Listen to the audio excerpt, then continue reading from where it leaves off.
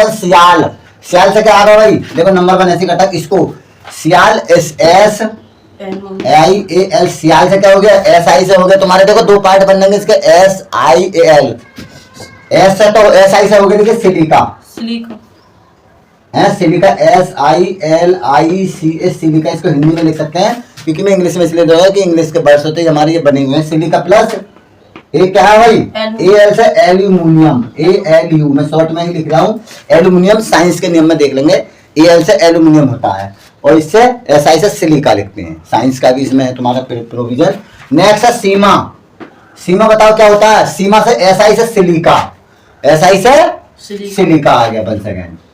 SIMA सीमा, तो SI से इसमें सिलिका आ गया, SILICA सिलिका, और दूसरा क्या है मैग्नीशियम, क्या है Mg, आप साइंस में पढ़ोगे तो मैग्नीशियम होगा, ये शॉर्ट में लिख दिया मैंने मैग्नीशियम, सिलिका मैंने लिख दिया, देखो ये है सिलिका, सिलिका ये होता है हिंदी में, इसे सिलिका ही बोल सकते हैं, सिलिका मैग्नीशियम, ये सिलिका होता है SI से। और नेक्स्ट पार्ट क्या आता है भाई, तीसरा बता,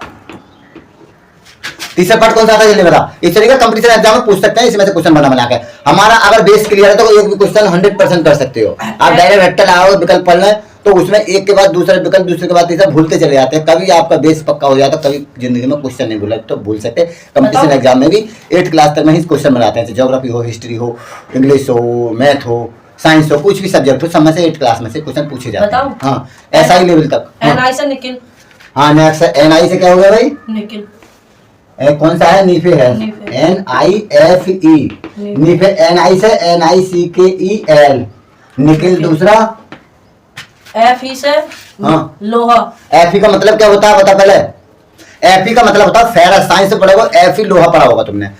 देखो आयरन होता है, वैसे एक तरीके का आयरन ही होता है, तो FERROUS, साइंस में पढ़ोगे तो FE लोहा होता है, फेरस डिक्शनरी में भी जाओगे तो फेरस का मतलब लोहा ही मिलेगा आपको, देख लेना,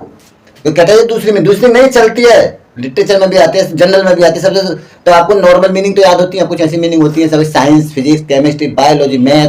और ज्योग्राफी, हिस्ट्री सब में मिलती है वो मीनिंग।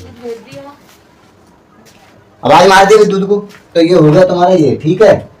इसी से हम क्वेश्चन बना सकते हैं पूरा, ये हो गया तुम्हारा कोर, क्या हो गया कोर, को हम केंद्र भी बोल सकते हैं, क्या बोलेंगे भैया, कोर बोलेंगे, कोर। अब मैं थोड़ा थोड़ा ऐसे बता देता हूँ इसमें डायरेक्ट होता क्या है,